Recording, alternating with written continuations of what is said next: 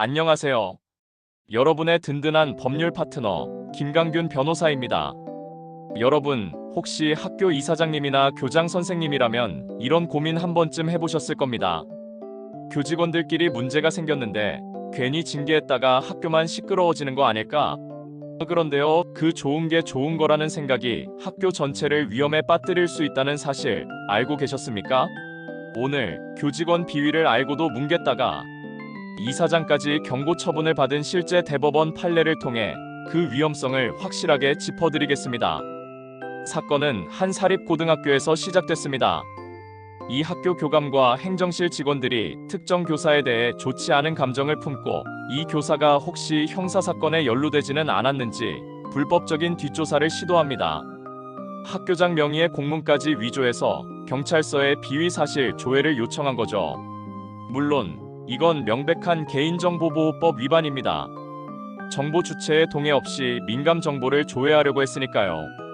이 사실을 알게 된 피해 교사는 교육청에 민원을 넣었고 교육청은 즉시 감사에 착수했습니다. 감사 결과는 충격적이었습니다.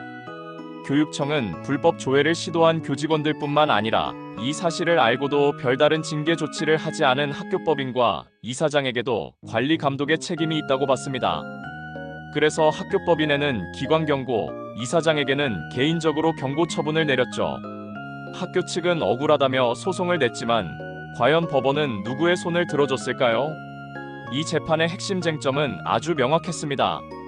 과연 학교 운영자에게 소속 교직원의 비위 행위를 징계할지 말지 결정하는 것이 단순한 재량의 문제일까요? 아니면 반드시 해야만 하는 의무의 문제일까요?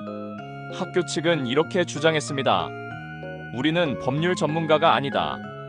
그 행위가 법적으로 명확한 징계 사유인지 판단하기 어려웠다.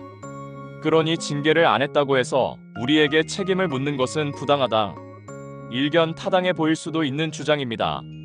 하지만 우리 법은 그렇게 간단하게 보지 않습니다. 특히 학교법인의 이사장은 학교라는 공동체를 책임지는 사람으로서 선량한 관리자의 주의 의무, 줄여서 선관주의 의무라는 무거운 책임을 집니다.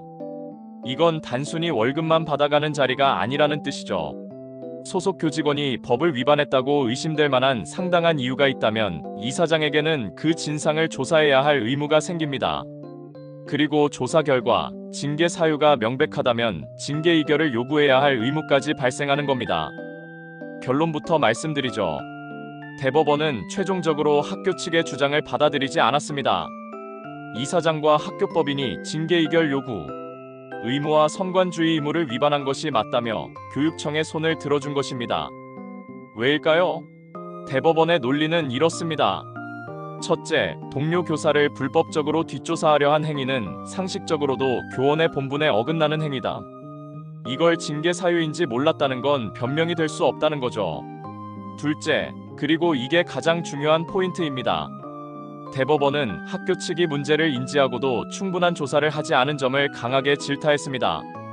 문제가 터졌을 때 그냥 관련자에게 말 몇 마디 듣고 끝낼 것이 아니라 객관적인 조사를 통해 사실관계를 명확히 하고 그에 따른 법적 절차를 밟았어야 한다는 겁니다. 하지만 이 학교는 오히려 문제를 축소하고 덮으려는 듯한 태도를 보였죠. 법원은 바로 이 지점에서 의무 위반이 명백하다고 판단한 것입니다.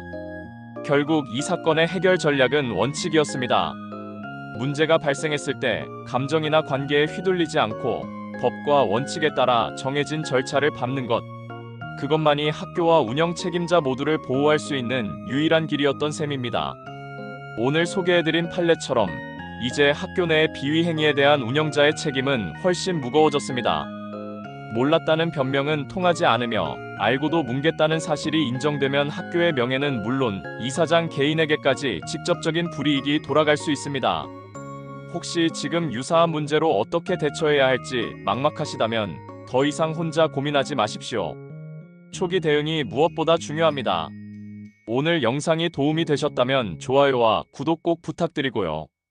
더 궁금한 점이 있으시거나 법률적 도움이 필요하시면 아래 더보기란의 정보를 통해 언제든 편하게 문의 주시기 바랍니다.